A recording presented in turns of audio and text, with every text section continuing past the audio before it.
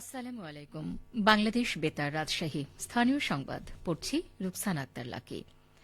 আসন্ন ত্রয়োদশ জাতীয় সংসদ নির্বাচনে দেশের বাইরে থেকেও নাগরিক বা ভোটাররা ভোট প্রদান করতে পারবেন। একই সাথে ভোট কেন্দ্রে না গিয়ে নিজ কর্মস্থল থেকেও চাইলে ভোট প্রদান করা যাবে। এজন্য নির্বাচন commission postal vote BD app তৈরি করেছে, যেখানে রেজিস্ট্রেশনের মাধ্যমে নির্ধারিত পদ্ধতিতে প্রবাসী বা ভোটের দিন দায়িত্বরত ভোটাররা তাদের ভোট দিতে পারবেন।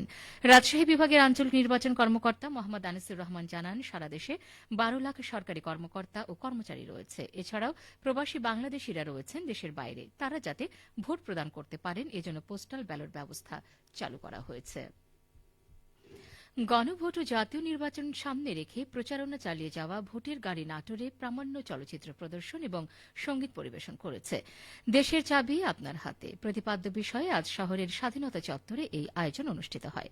প্রধান উপদেষ্টা ড মোহাম্মদ ইউনূসের বক্তব্য ছাড়াও ভোটের গাড়ির মাধ্যমে প্রদর্শিত প্রামাণ্য চলচ্চিত্রের মধ্যে রয়েছে জুলাই গণঅভ্যুত্থান, জুলাই যোদ্ধা, আবরার ফাহাদ হত্যা, ফেলানী হত্যাকাণ্ড, প্রবাসীদের ভোট, গণভোটের মাধ্যমে সংস্কার, ভোটের গান ইত্যাদি।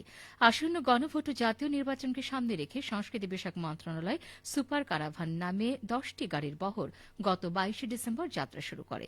এই যাত্রার অংশ হিসেবে আজ নাটোর শহরের স্বাধীনতা চত্বরে প্রামাণ্য চলচ্চিত্র ছাড়াও ব্যান্ড সঙ্গীত দল দেশের গান এবং জুলাই গণ অভ্যুত্থানের সঙ্গীত পরিবেশন করে।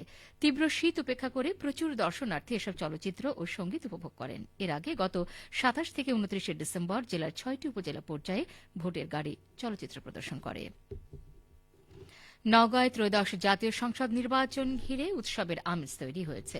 ব্যস্ত সময় পার করছেন প্রার্থী ও নির্বাচনী কর্মকর্তাগণ। অন্যদিকে গণভোটের প্রচার বাড়ানোর উদ্যোগ নেওয়া হচ্ছে।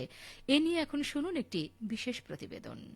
নওগাঁর ৬টি আসনে বিভিন্ন রাজনৈতিক দল ও স্বতন্ত্র প্রার্থী হিসেবে মনোনয়নপত্র দাখিল করেছিলেন ৪১ জন। রোববার বাছাই শেষে ৩৩ জনের মনোনয়নপত্র বৈধ ঘোষণা করেছে জেলা রিটার্নিং কর্মকর্তা ও জেলা প্রশাসক মোহাম্মদ সাইফুল ইসলাম। সুশৃঙ্খলভাবে এবং সৌহার্দ্যপূর্ণভাবে আমাদের যে মনোনয়নপত্রগুলো ছিল সেগুলোর বাছাই কার্যক্রম শেষ করেছি। মনোনয়নপত্র নিয়েছিল মোট ৫৩ জন। আমরা তার মধ্যে পেয়েছি যারা দাখিল করেছেন তাদের সংখ্যা হচ্ছে ৪১ এবং সেখানে বৈধ হিসেবে ঘোষিত হয়েছে ৩৩ প্রার্থী। এদিকে নির্বাচন ঘিরে সবখানেই উৎসাহ উদ্দীপনা তৈরি হয়েছে। প্রতীক বরাদ্দের পর প্রচারণায় মাঠে নামবেন প্রার্থীগণ। সুষ্ঠু নির্বাচনের প্রতিশ্রুতি দিয়ে কয়েকজন প্রার্থী বলছিলেন, পরিবেশ ভালো আছে এবং এই পরিবেশটা থাকুক, এটাই আমরা চাই। এখন মহাদেবপুর বদল গেছে একটা শান্তিময় জায়গা। আমি আর আমার জামাতের ক্যান্ডিডেট আমরা একই সাথে ২-৩টা প্রোগ্রাম মঞ্চ শেয়ার করেছি। আচরণবিধি মেনে সকল প্রোগ্রাম আমরা পরিচালনা করব।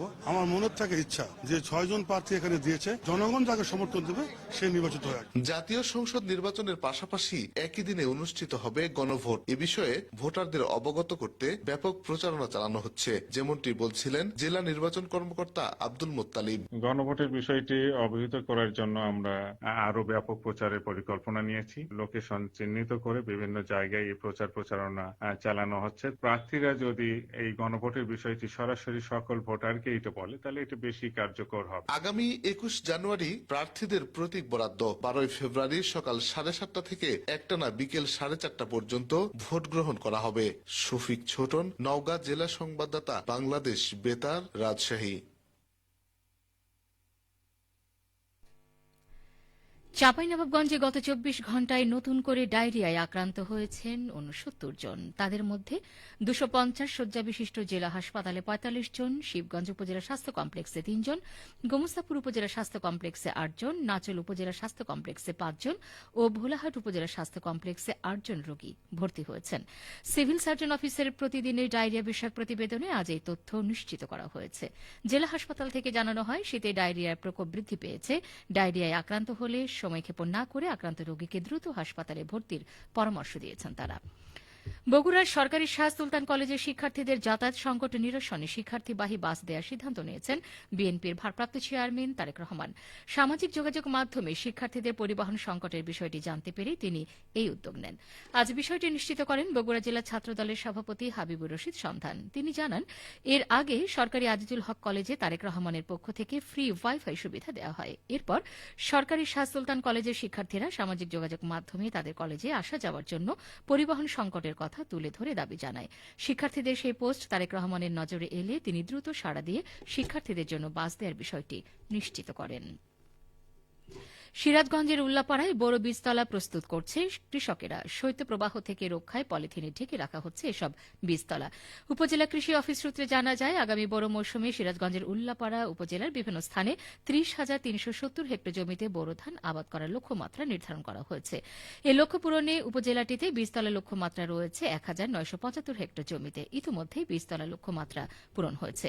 উল্লাপাড়া উপজেলা কৃষি অফিসার কৃষিবিদ সুবর্ণা ইয়াসমিন বলেন, এই আবাদের জন্য ইতিমধ্যেই পতিত ও নিচু জমিতে বীজতলা তৈরি করছেন কৃষকেরা। ভালো ফলনের জন্য উচ্চ ফলনশীল ও হাইব্রিড জাতের বীজতলা করতে পরামর্শ দেওয়া হচ্ছে। পাশাপাশি চলমান শৈত্যপ্রবাহে বীজতলার ক্ষতি এড়াতেও নানাভাবে পরামর্শ দেওয়া হচ্ছে কৃষি বিভাগ থেকে। সবশেষে আবহাওয়া।